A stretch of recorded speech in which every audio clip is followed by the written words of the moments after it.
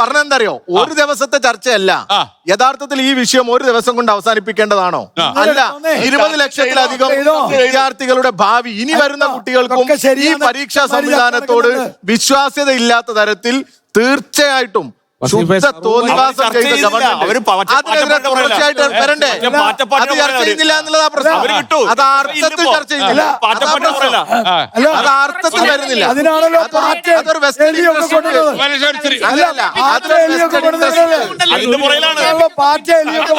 അതല്ല. ആറ്റയായാലും എലിയായാലും വലിയ പ്രതിഷേധം രാജ്യത്തുണ്ട്, ജനങ്ങൾക്കിടയിലുണ്ട്. ഈ പരീക്ഷ കുട്ടികള്, ഗോപാലകൃഷ്ണന്റെ മക്കളായാലും അവരൊക്കെ ആഗ്രഹിക്കുന്നുണ്ട്. എന്നിട്ട് ഒരു അക്ഷരം കിട്ടിയിട്ടില്ല.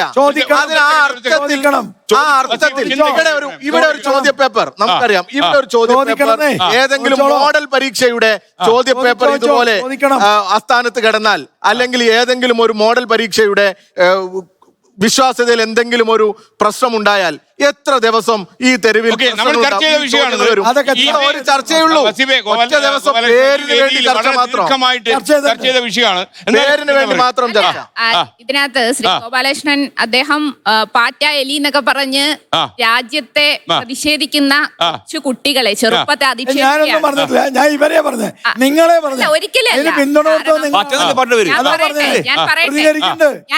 എങ്ങനെ ആ പേരിലേക്ക് ആ പാർട്ടി വന്നു എന്ന്, ആ പാർട്ടിയിലേക്ക് ആ കുട്ടികൾ അങ്ങനെ ഒരു പേരെടുക്കാനുണ്ടായ നീതിന്യായ വ്യവസ്ഥയുടെ ഏറ്റവും മുകൾത്തട്ടിൽ നിൽക്കുന്ന ആളുടെ വായിൽ നിന്ന് വന്ന പ്രയോഗമാണ് എന്നുള്ള ചരിത്രം മനസ്സിലാക്കിയിട്ട് വേണം ജിതിൻ ചേട്ടാ അതിനെ കുറിച്ച് രാജ്യത്ത് എവിടെ അനീതിക്കെതിരെ നടക്കുന്ന പോരാട്ടത്തോടും ഐക്യപ്പെടാൻ SFIക്ക് കഴിയും.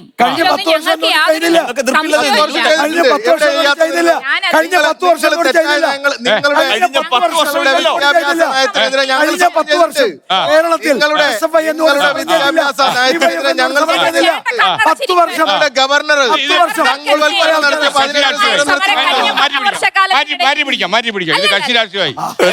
SFI അനീതി സമരങ്ങളോട് സമരസപ്പെടുന്ന പറഞ്ഞത്. തിരുവനന്തപുരത്ത് SFI എല്ലാ അനീതികൾക്കെതിരായിട്ടുള്ള സമരത്തിൽ കൂടെ ചേരുന്ന പറയാം. ഒരു ചോദ്യം, PSC റാങ്ക് ലിസ്റ്റ് നിങ്ങളെ കണ്ടില്ലല്ലോ. ചിന്ത